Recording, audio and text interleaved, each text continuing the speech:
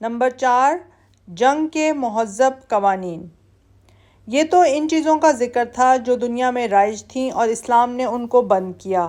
اب ہم ان چیزوں پر نظر ڈالنا چاہتے ہیں جو دنیا میں نہ تھیں اور اسلام نے ان کو جاری کیا۔ ہم کو دیکھنا ہے کہ اسلام نے جنگ کے غلط طریقوں کو موقوف کر کے خود کس قسم کے قوانین مقرر کیے۔ اس کے لیے ہم صرف ان اصولی احکام کو لیں گے جن پر قوانین جنگ کی بنیاد قائم ہے۔ باقی رہے فروعی احکام سو وہ ائمہ وقت اور فقہائے عصر پر چھوڑ دیے گئے ہیں کہ اپنے زمانے کی ضروریات کے مطابق اصول و قواعد کلیہ سے منضبط کر لیں۔ اس لیے جو جزئی تفصیلات فقہ کی قدیم کتابوں میں مذکور ہیں ان پر چندہ انحصار کرنے کی ضرورت نہیں ہے۔ اطاعت امام۔ جنگ کو ایک ضابطہ کے تحت لانے کے سلسلے میں اسلام کا پہلا کام یہ تھا کہ اس نے فوجی نظام میں مرکزیت پیدا کی اور فوج میں سماع و طاعت کا زبردست قانون جاری کیا۔ اسلام کے قواعد حرب میں اولین اور اہم ترین قاعدہ یہ ہے کہ کوئی خفیف سے خفیف جنگی کارروائی بھی امام کی اجازت کے بغیر نہیں کی جا سکتی۔ دشمن کو قتل کرنا، اس کے مال پر قبضہ کر لینا، اس کو قید کرنا، اس کے جنگی آلات کو برباد کر دینا فی نفس ہی جائز ہونے کے باوجود ایسی حالت میں سخت ناجائز بلکہ گناہ ہو جاتا ہے جبکہ امام کے حکم و اجازت کے بغیر اسے کیا جائے۔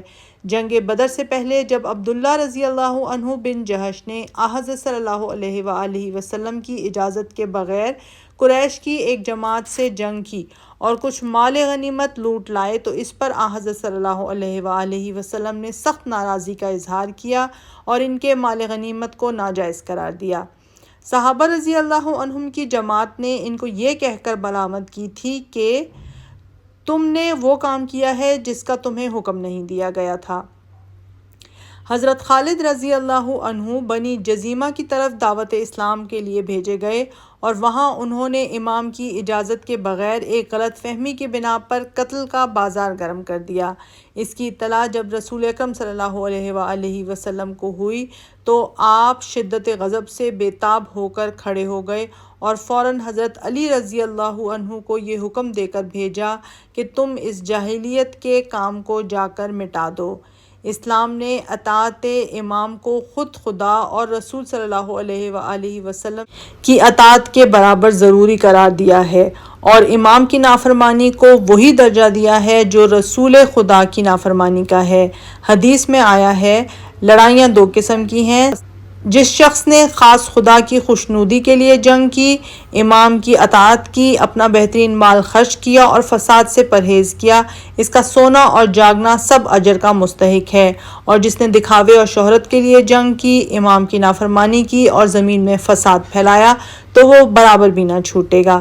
ایک دوسری حدیث میں ہے، جس نے میری اطاعت کی اس نے خدا کی اطاعت کی اور جس نے مجھ سے نافرمانی کی اس نے خدا سے نافرمانی کی، پھر جس نے امیر کی اطاعت کی اس نے میری اطاعت کی اور جس نے امیر کی نافرمانی کی اس نے گویا خود مجھ سے نافرمانی کی۔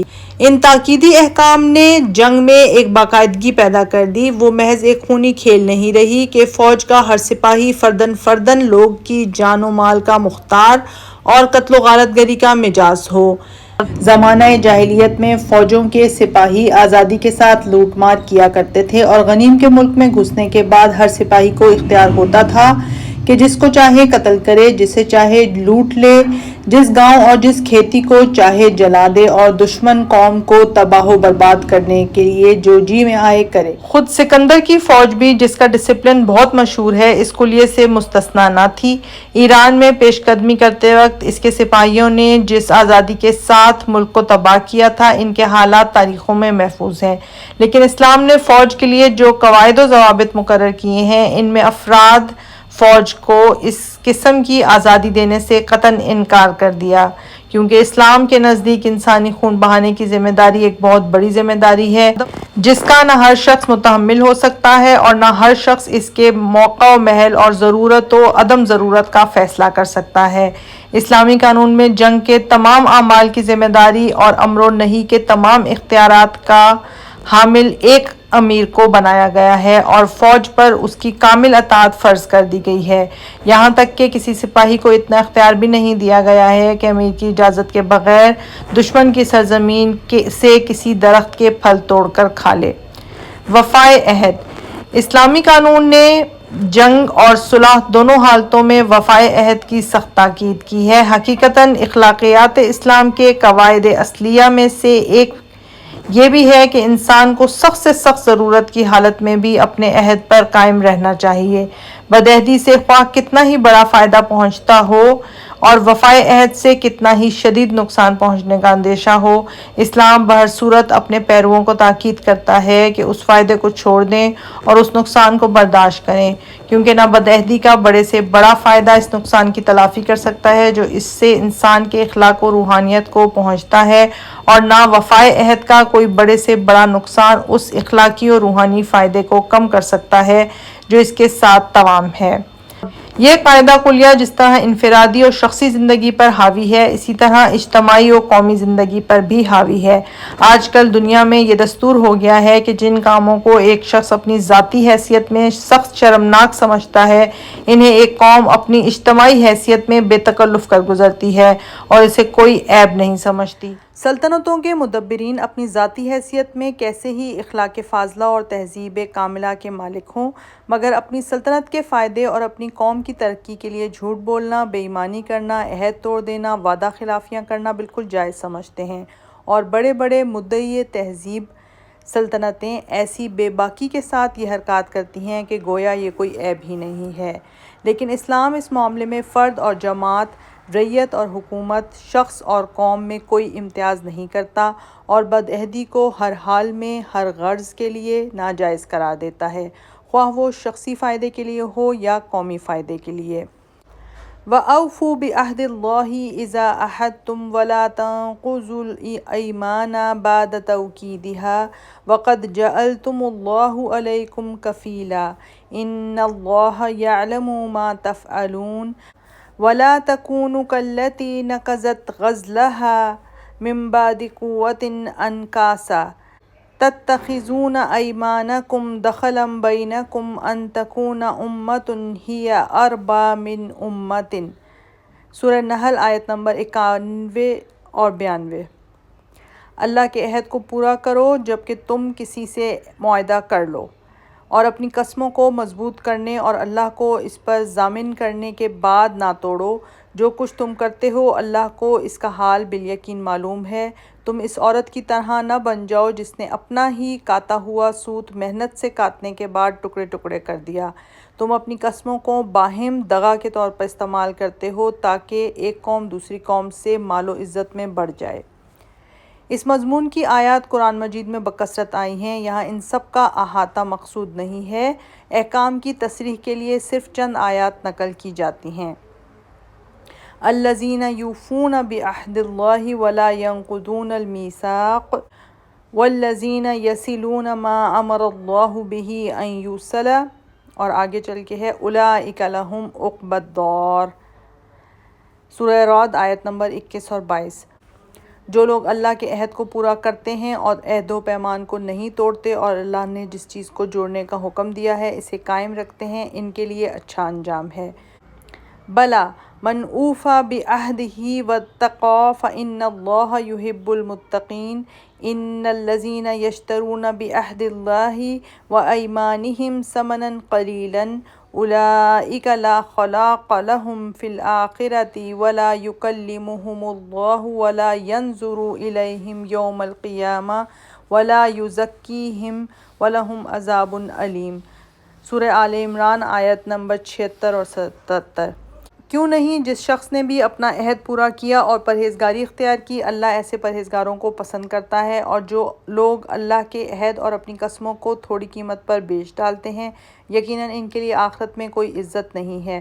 اللہ ان سے نہ کلام کرے گا، نہ قیامت کے دن ان کی طرف توجہ کرے گا، نہ ان کو پاکیزگی بخشے گا، ان کے لیے دکھ بھرا عذاب ہے۔ والموفون بعہدہم اذا عاہدوا والصابرین فی البأساء والضراء وحین البأس اولئک الذین صدقوا وَأُولَئِكَ هُمُ الْمُتَّقُونَ سورہ بقرہ آیت نمبر 177۔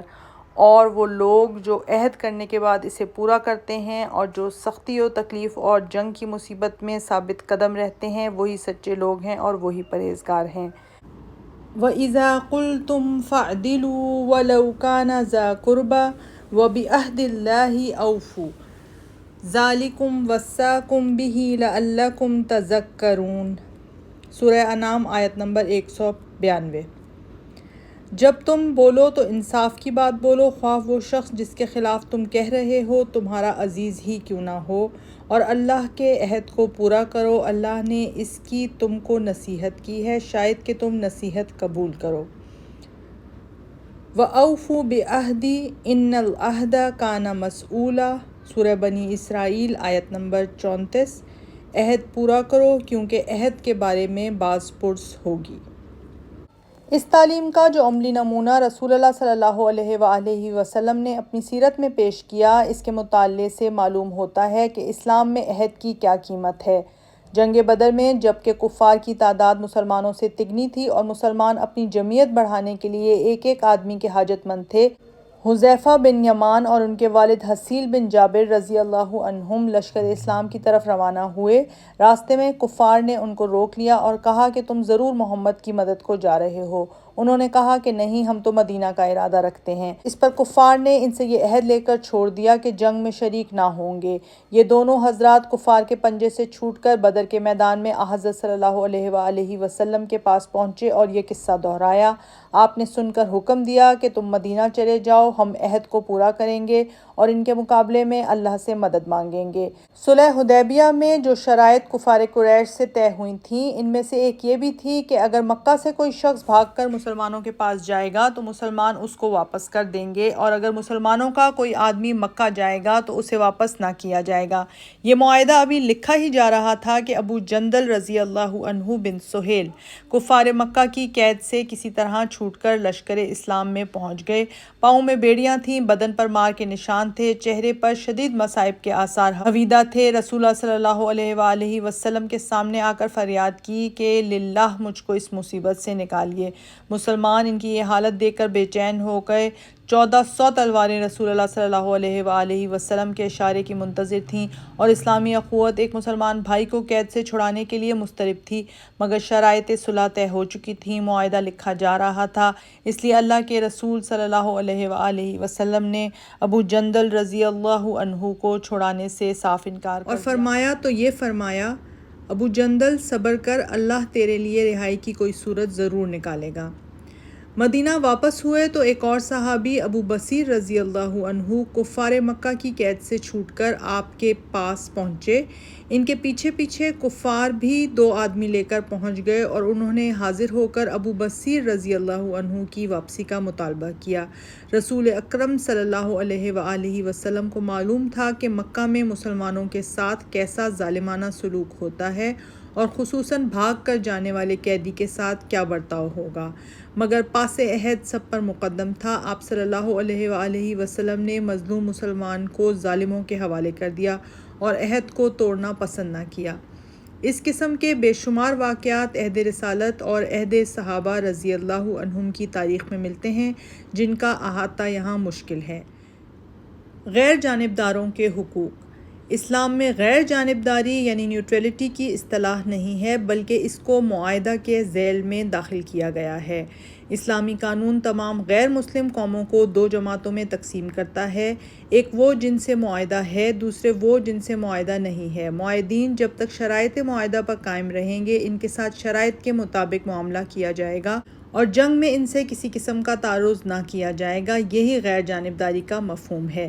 باقی رہے غیر معاہدین، سو خواہ ان سے عملاً جنگ ہو یا نہ ہو، معنیاً وہ برسر جنگ سمجھے جائیں گے، کیونکہ غیر قوموں سے موادیت اور عدم موادیت کے بیچ میں کوئی درمیانی حالت اسلام نے تسلیم نہیں کی ہے۔ معاہدین کے ساتھ تمام معاملات شرائط معاہدہ کے تابع ہوں گے، مگر اسلام نے مسائل جنگ میں معاہدین کے لیے چند اصولی حقوق بھی متعین کر دیے ہیں جو حسب ذیل ہیں۔ نمبر 1، جب تک معاہد قوم عہد پر قائم ہے، اس کے ساتھ کسی قسم کا تعرض کرنا مسلمانوں کے لیے سخت ممنوع ہے۔ إلا الذين عاهدتم من المشركين ثم لم ينقضوكم شيئا ولم يظاهروا عليكم أحدا فأتموا إليهم عهدهم إلى مدتهم إن الله يحب المتقين۔ سورہ توبہ آیت نمبر 4۔ مگر وہ مشرکین جن سے تم نے معاہدہ کیا تھا اور جنہوں نے وفائے عہد میں کوئی کمی نہیں کی اور نہ تمہارے خلاف کسی کو مدد دی، ان کے ساتھ مدت معاہدہ کے ختم ہونے تک تم عہد پر قائم رہو، کیونکہ اللہ پرہیزگاروں کو پسند کرتا ہے۔ نمبر 2، اگر مسلمانوں کی کوئی جماعت کسی معاہد قوم کے ملک میں آباد ہو اور وہاں ان پر ظلم ہو رہے ہوں تو اسلامی حکومت ان مسلمانوں کی حمایت نہیں کر سکتی۔ وَإِنِ اسْتَنْصُرُوكُمْ فِي الدِّينِ فَعَلَيْكُمُ النَّصْرُ إِلَّا عَلَىٰ قَوْمٍ بَيْنَكُمْ وَبَيْنَهُمْ مِيثَاقٌ وَاللَّهُ بِمَا تَعْمَلُونَ بَصِيرٌ۔ سورہ انفال آیت نمبر 72۔ دارالکفر کے رہنے والے مسلمان اگر دین کے معاملے میں تم سے مدد مانگیں تو ان کی مدد تم پر فرض ہے، مگر اس قوم کے خلاف مدد نہیں دینی چاہیے جن سے تمہارا معاہدہ ہو۔ جو کچھ تم کرتے ہو اللہ اسے خوب دیکھتا ہے۔ نمبر 3، حالت جنگ میں معاہد قوم کے حدود پر کسی قسم کا تجارتی معاہدہ جائز نہیں ہے۔ اگر دشمن بھاگ کر کسی ایسی قوم کے حدود میں پناہ لے تو اسلامی فوج وہاں اس کا تعاقب نہیں کر سکتی۔ فَإِن تَوَلَّوْا فَخُذُوهُمْ وَاقْتُلُوهُمْ حَيْثُ وَجَدتُّمُوهُمْ وَلَا تَتَّخِذُوا مِنْهُمْ وَلِيًّا وَلَا نَصِيرًا إِلَّا الَّذِينَ يَصِلُونَ إِلَىٰ قَوْمٍ بَيْنَكُمْ وَبَيْنَهُمْ مِيثَاقٌ۔ سورہ نساء آیت نمبر 99 اور 90۔ اگر وہ باز نہ آئیں تو انہیں پکڑو اور جہاں پاؤ مارو اور ان کو اپنا دوست اور مددگار نہ بناؤ سوائے ان لوگوں کے جو کسی ایسی قوم سے جا ملیں جس سے تمہارا معاہدہ ہو۔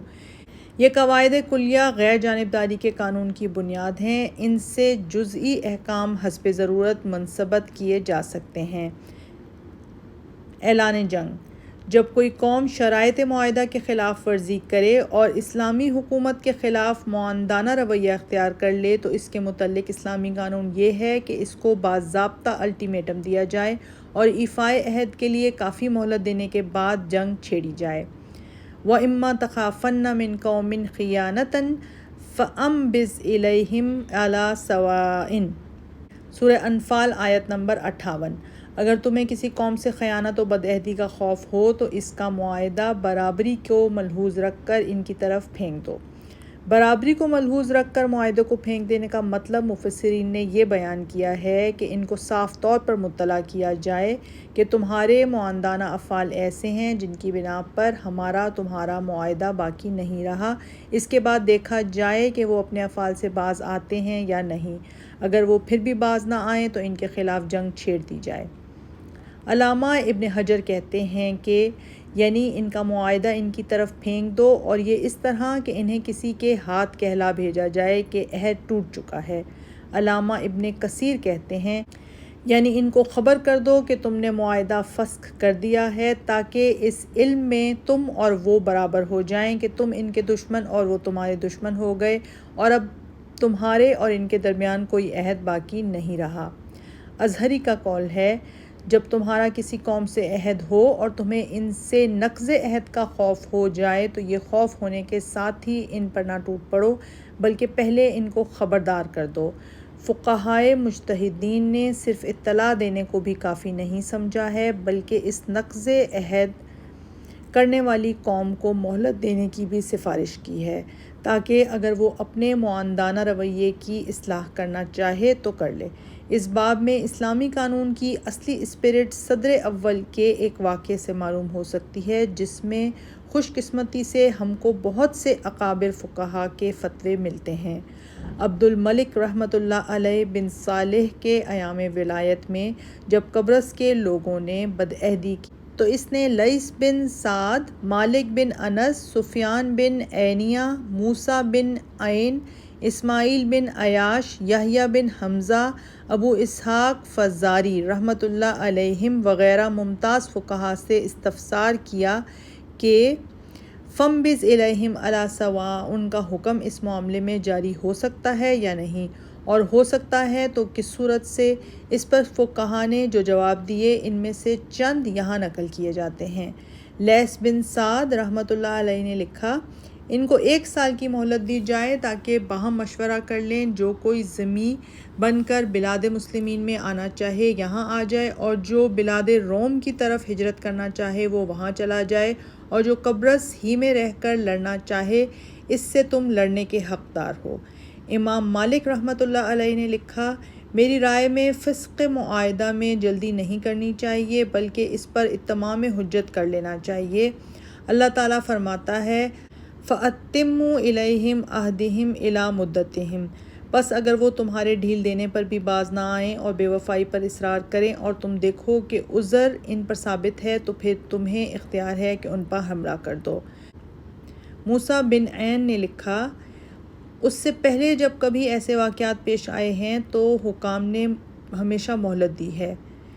بہت ممکن ہے کہ اہل قبرص کے عوام اس فعل میں ناشریک ہوں جو ان کے خواص کر رہے ہیں، اس لیے میری رائے یہ ہے کہ ان سے عہد قائم رکھا جائے اور شرائط صلح پوری کی جائیں، گو ان میں کچھ مفسد لوگ بھی ہیں۔ اس بارے میں حضرت عمر رضی اللہ تعالیٰ عنہ کا بھی یہی فیصلہ ہے کہ عہد شکنی کرنے والے معاہدین کو کافی مہلت دینی چاہیے۔ ان کے عہد خلافت میں عمیر بن سعد نے لکھا کہ ہمارے علاقے میں اربسوس ایک مقام ہے جہاں کے لوگ دشمن کو ہماری خفیہ خبریں پہنچاتے ہیں اور ہم کو دشمن کی خبریں نہیں دیتے۔ اس پر حضرت عمر رضی اللہ تعالیٰ عنہ نے ان کو لکھا کہ پہلے تم ان سے جا کر کہو کہ ہم تم کو 1 بکری کی جگہ 2 بکریاں اور 1 گائے کی جگہ 2 گائیں اور اسی طرح ہر چیز کے عوض دگنی چیز دیں گے، تم اس جگہ کو چھوڑ دو۔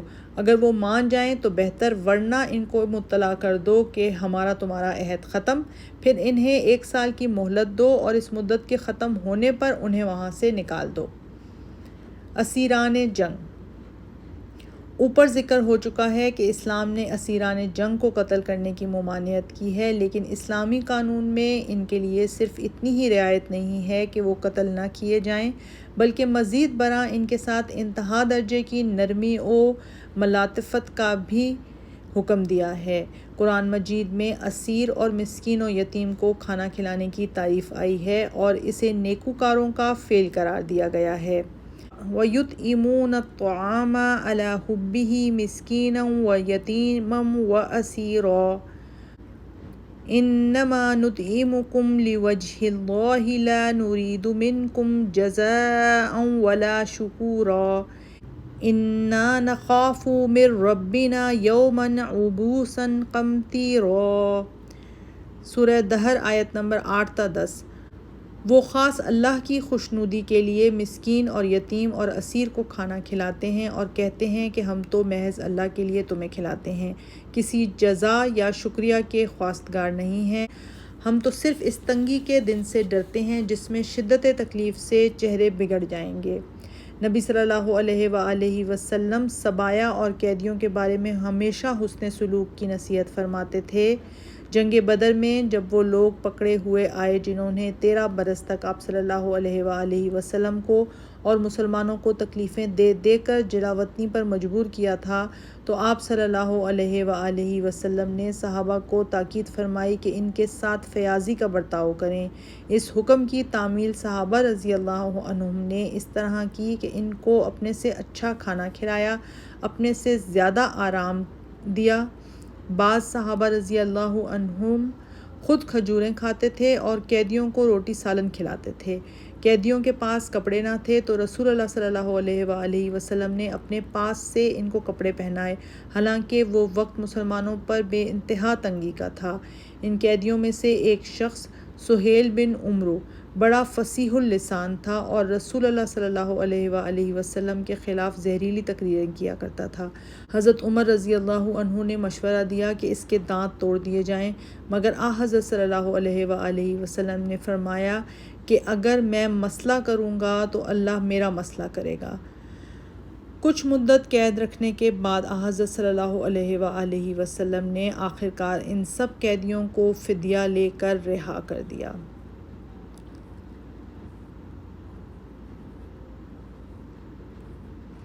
اسیران جنگ کے متعلق اسلام کا قانون یہ ہے کہ اختتام جنگ پر انہیں یا تو بغیر فدیہ کے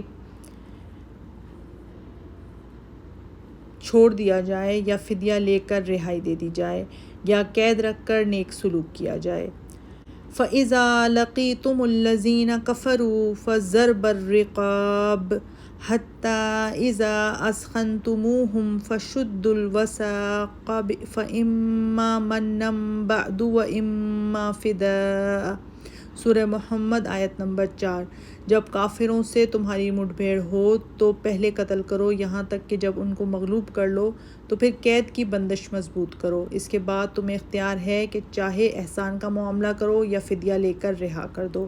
اس آیت کے مطابق رسول اللہ صلی اللہ علیہ وآلہ وسلم اکثر فدیہ لیے بغیر ہی اسیران جنگ کو رہا کر دیا کرتے تھے۔ جبال تنعیم میں مکہ کے 80 آدمیوں نے لشکر اسلام پر حملہ کیا اور سب کے سب گرفتار ہو گئے۔ رسول اللہ صلی اللہ علیہ وآلہ وسلم کے سامنے انہیں پیش کیا گیا تو آپ نے سب کو فدیہ لیے بغیر چھوڑ دیا۔ جنگ حنین میں حوازن کے 6000 قیدی بطریق احسان چھوڑ دیے گئے۔ یمامہ کا سردار ثمامہ بن اثال گرفتار ہو کر آیا اور اسے بھی فدیہ کے بغیر رہائی بخشی گئی۔ اس سے وہ اتنا متاثر ہوا کہ مسلمان ہو گیا۔ تاہم بعض اوقات فدیہ بھی لیا کرتے تھے، خصوصاً تنگی و اسرت کی حالت میں۔